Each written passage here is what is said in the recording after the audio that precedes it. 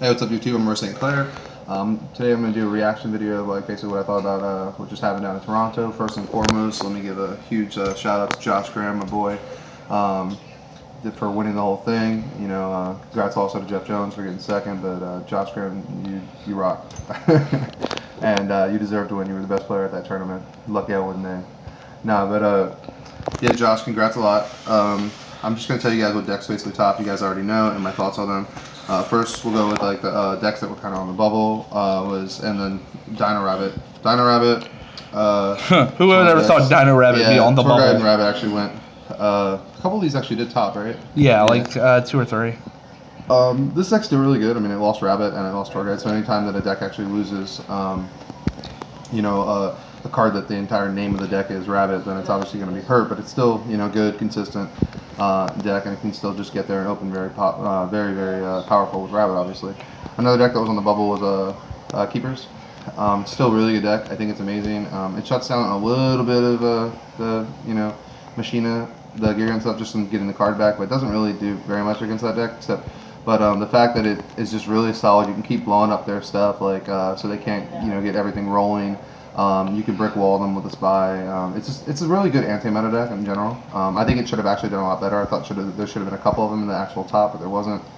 But like in the coverage, I think there was a couple of these that actually got a couple of feature matches or whatever. But yeah, I really thought that Keepers should have done a lot better because it's still a very viable deck.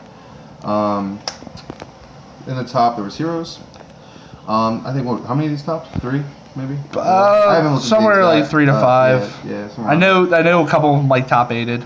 Yeah. Or top 16. This deck is actually really good. I thought there should have been more of these in there, but I guess it was just a little too slow. Because like I'm going to talk about the decks earlier, it is kind of a setup and slow deck and a control deck. I think the reason it didn't top is because people weren't running skill drain variants, and I think this triple skill drain variant and the card D variant is very good. And people. Huh? Out of curiosity, out of the ones I did check online, they weren't maining Super Poly. What are your? Yeah, I think that's ridiculous. I mean, I would main 3 of it. I mean, it helps you. It lets you get there against everything. I mean, some people are like, oh, it's a -1, but I mean, you don't play it stupid. You don't just activate it. You wait till they activate a card and responds. So basically, it mitigates the -1, and then you use it to swing over a card. Use it to interrupt big combo plays. I mean, it's like a max. I mean, it's like Maxi or Velo. It stops them from doing everything they want to do. Except, I mean, you also get a guy out of it. So it's really good.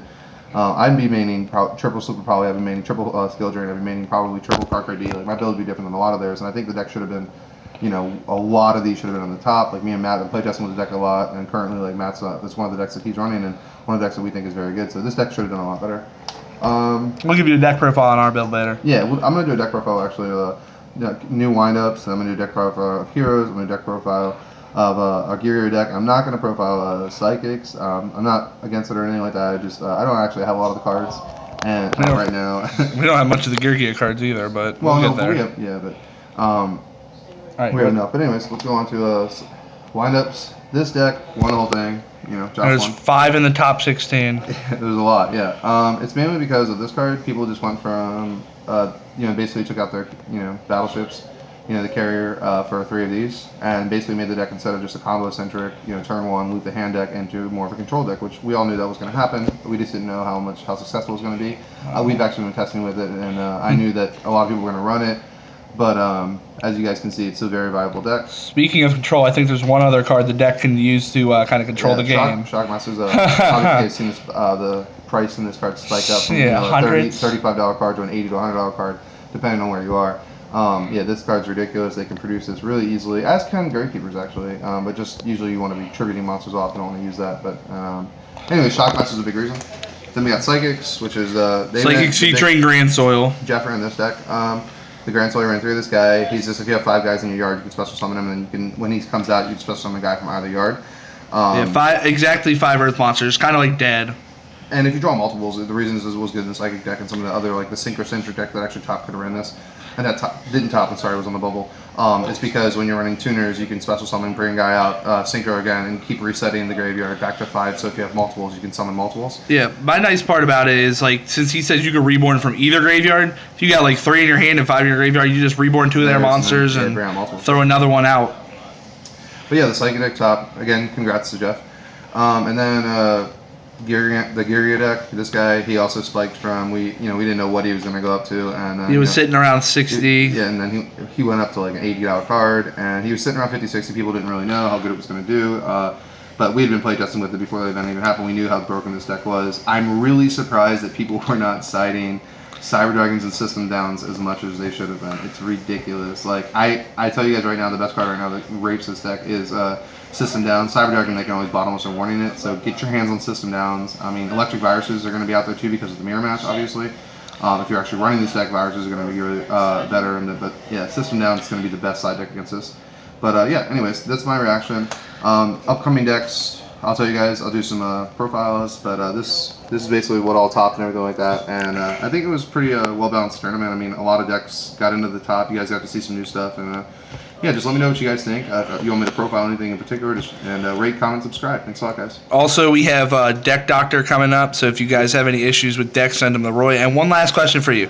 YCS Toronto just finished. 3 weeks from that day, we have YCS Indy, so we're not too far out. What wins YCS Indy? Do we see windups repeat? Do we see Rabbit come up? Do we see Gear get there? I think Gear is not going to do nearly as well because people are going to know that they're going to have to side System Downs and Cyber Dragons.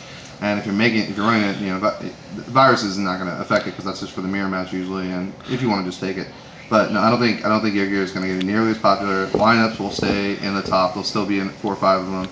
And but if any of my teammates go, that's what's going to win. I'm not going to say which deck. Right. And one last question: we all know about net deckers. Jeff Jones came up with the Psychic build on his own. How many people do you think are going to be copying it there, and how many people do you think are actually going to do anything with it? I don't know. I mean, you're gonna. I guess we'll just have to see at the next. I mean, it will be copied. People will try. People will try to create variants of it and say it's their own, but it's not. Anytime anyone tops with a new rogue deck, it's always interesting to see how it'll play out. So I guess we'll just hopefully it keeps doing well, and hopefully we can add a new deck to our meta. I don't think it's going to top again, but maybe it will. I think it was a lot of the surprise factor. Yeah, I think a lot of people didn't know how to play against it, and they still won't because they won't be playtesting properly like they all should, and they won't know what to side against it. But of course, Maxi is a really good card against that deck as well as it is against windups and other decks like that. So we'll see what tops, and we'll be doing more videos as the events come up, and I'll let you guys know what I think.